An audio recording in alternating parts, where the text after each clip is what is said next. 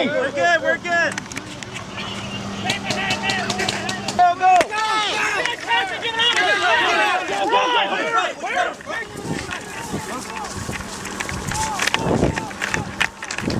Until the Flood is about the Michael Brown shooting, and how that came about was St. Louis Repertory Theater, specifically Seth Gordon asked me to write this piece to get a sense of what race was like in the Ferguson area.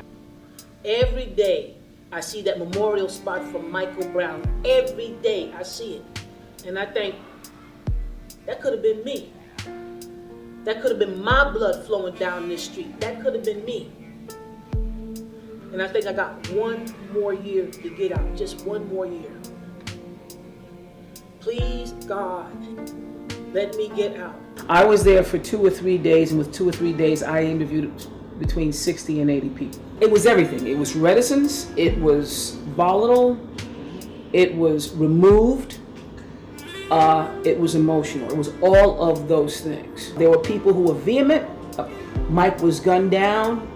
This whole thing that's going on in Ferguson, there's nothing new. We never had black police on the force. Also, white residents were saying the same thing, and there were black residents saying, how can we find a way to get together? White residents were saying, how can we find a way to get together?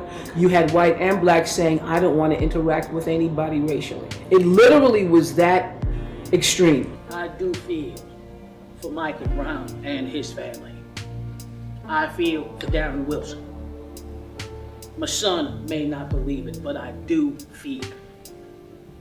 I was not there when Darren Wilson, my brother, used his gun, felt like he had to use his gun. I try to think about where someone comes from.